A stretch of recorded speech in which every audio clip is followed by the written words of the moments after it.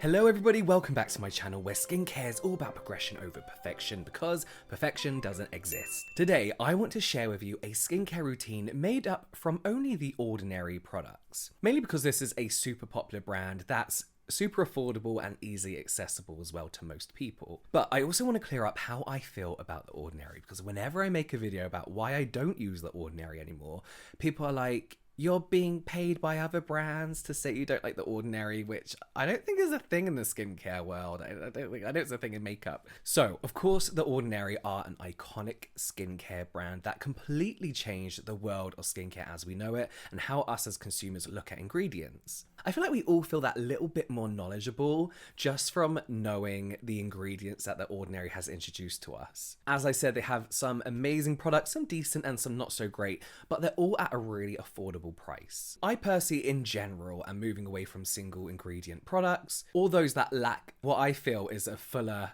formulation with a mix of beneficial ingredients and, in all honesty, a nicer feeling formulation, which I'll talk about in a bit. But I do still use some of The Ordinary products and I will continue to buy them and always have them in my stash because they are good. So here is a nearly full routine using only products from The Ordinary. Let's start off with the cleanser. This is the Squalane cleanser. This is an extremely gentle cleanser that obviously contains squalane as its key ingredient, a skin identical ingredient, meaning it's found naturally within our skin, and it's essentially a lightweight moisturizing ingredient. So along with glycerin in here, lipophilic esters, so essentially fatty acids, this product helps give your skin a really nice cleanse whilst not stripping it or over drying it. They do actually primarily promote this as a makeup removing cleanser. I actually don't think it's that good at removing makeup. I tried this after one of our twin channel videos, the 5-minute craft ones, where I usually end up wearing makeup and it just there wasn't enough in it to break down that makeup, and I ended up using a lot of it, and like a lot in order to actually get any kind of like anything going off my face. I really don't think this is particularly that good at removing makeup, but with my layers of sunscreen throughout the day, it does a very good job. And for me, it does work absolutely fine as a double cleanse. So the oil cleanse you put in the palm of your hands, kind of like break it down into an oil, massage that over the face, wash it away, reapply. I do, in all honesty, think you need to get the bigger size of this. This is, do they do a bigger size? Yeah. So the next size up, the 150 milliliters, because I do feel like you need a little bit more of this than your average cleanser. And it's also just really nice. Like once you use it, you'll be using it like morning and night, especially in summer when you do want to wash your face properly in the morning. I often found myself running out of it quite quickly and not having a backup. So yeah, I would go for the bigger one. And it really is great for all skin types as well. Next up, we have the Salicylic Acid 2% mask. Now, I don't particularly enjoy clay masks that much, and this is essentially what this is, but I do think a lot of people will enjoy this, and I do reach for this when my skin is looking particularly congested. So this is basically a clay mask with charcoal and salicylic acid as well, a BHA, to help even skin tone and texture and help remove impurities in the skin. We of course know that salicylic acid is oil soluble, it's a BHA, so it goes into those pores and really gives you a good deep exfoliation. And alongside kaolin clay and charcoal, it's going to kind of like take away all that excess sebum, and it does leave your skin looking very nice. It's great for, again, like myself, people with oily skin or people whose pores often look enlarged because of their oily skin. I in fact only use this on my nose when it's looking particularly congested, when it's overproducing sebum, so again, mainly in the summer. And I would 100% count this as one of my weekly exfoliation steps, so I tend to exfoliate 2 to 3 times a week, mainly 2. So I would use this and then a BHA toner throughout the week. It's good. I would be careful if you have sensitive skin. My cheeks that are quite rosacea prone get quite sensitive, and this didn't work very well on my cheeks, but in my T-zone, it's really good. So no toner as far as hydration goes, but what we do have is, what one is it? This is the thing, all the bottles look the same as well, so I never know what I'm picking up. The Marine Hyaluronics. This is an amazing hydrating. Oh, you'll notice that all of these are full. I bought these products especially for this video, and I will use them, and I've used them all in the before, and I love them. But yeah, that's why people always like, you clearly don't use them. I do. As I was saying, this is an amazing hydrating serum. A while back when I was trying to avoid using too much hyaluronic acid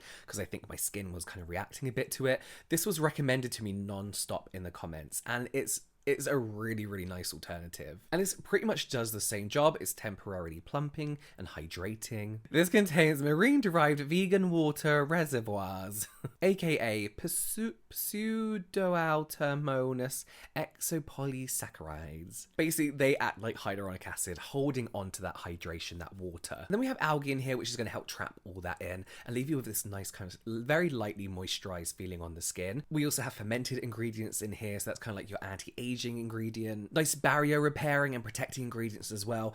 This is overall just a nice hydrating serum. It does disappear very quick on the skin, so unlike a hydrating toner or like your other ordinary hyaluronic acid serum, your face feels hydrated. You can feel the kind of like the ooh-ness of it, but you don't get that glow that I like to get from hyaluronic acid serums and toners. So I do use this in the toner stage before all my other serums because it is that watery, and that's why I think people prefer it to the hyaluronic acid serum, because the hyaluronic acid serum from the Ordinary is really sticky and doesn't cooperate too well with the rest of the products in people's routines.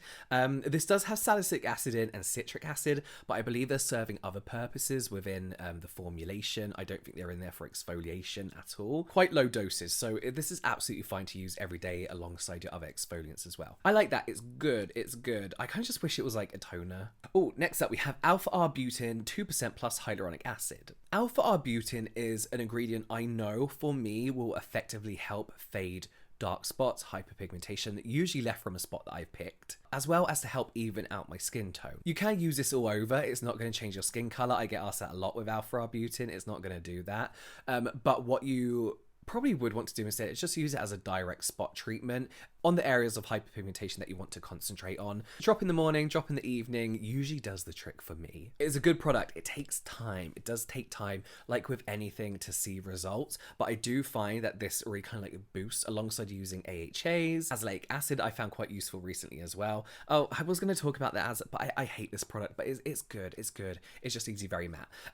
But yeah, I find that this really, really gives your dark spots and post-inflammatory hyperpigmentation the boost it needs, that extra like little kick to go. Okay, so now we're getting on the tackier sides of the Ordinary serums. This is, everyone knows this one, the very, very popular niacinamide 10% plus zinc 1%.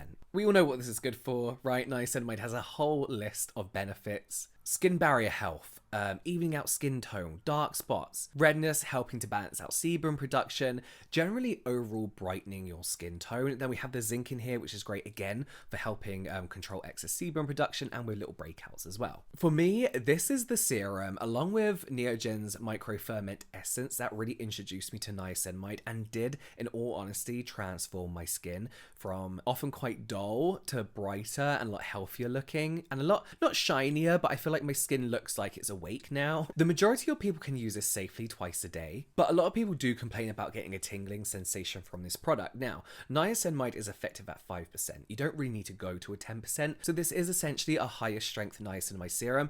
I didn't notice this, but on the bottle it says high strength vitamin and mineral blemish formula. I don't remember it saying that. I feel like that's a new addition because 10% is a lot of niacinamide. So if you're finding you're having this issue, don't completely cut out niacinamide. Don't push it under the rug and think it didn't work for you. I would drop down and try and find, you get serums, essences, and even toners with niacinamide from 2 to 5%, which is still relatively effective, especially 5%. So definitely try the micro ferment essence from Neogen. So as I mentioned, this is on the tackier side of the serums, and this is a problem that I personally have with the Ordinary, and a lot of other people do too, is their products can sometimes be a lot of effort, but you're paying for the cheaper side of formulations. So the fact that this is a little bit tacky and sticky kind of doesn't matter considering how affordable it is and effective it is. Some people don't have time for that. I personally don't nowadays. I just want to do my routine and not have to think about what products I can safely pair with this. A lot of people find that they can't wear makeup with this because it peels off their skin. I found a very specific way of using this where it didn't feel tacky on my skin at all. I would always have to apply this to slightly damp skin and use 3 drops exactly. Exactly 3 drops. Any more, it'll be ruined. I'd have to kind of like put it on my neck and then try again. And that really helped to counteract the stickiness and then help with the moisturizer kind of settle on my skin along with the sunscreen without any of that horrible peeling stuff. I did mention the azelaic acid suspension 10% very quick. I do not like this product. Just because I don't like it doesn't mean you won't love it. My only problem with this is it left me very, very matte skinned and I felt very tight in the skin. But I love azelaic acid for redness and breakouts as well. I keep this as a direct spot treatment now. Just when I get a spot, I put like a whole bunch of it on that one particular area and it clears the spots up pretty quick, and I'm not usually left with the dark spot, the redness that other drying spot treatments tend to leave my skin. So that's a passing comment on that one. I do not like any of the Ordinary moisturizers. I do not like them. I don't like them at all. I in fact really hate them, so I do not have them to talk about today. But let me know a moisturizer that you like in the comments below, one that is affordable. It doesn't have to be from the Ordinary, along the Ordinary price kind of category. And what I'll do is eventually, once I scan through all the comments, I'll add it to the list of products in the description box of this video. But there we have it. I hope you enjoyed it. Those are the products that I will continue to use from the Ordinary for as long as they're around. They're an iconic brand and they will always have my respect. But yeah, I'm just moving on and experimenting with different kinds of formulations nowadays. So yes, check out some skincare reaction videos here. I do them, and some general light entertainment here too, and I'll see you over there.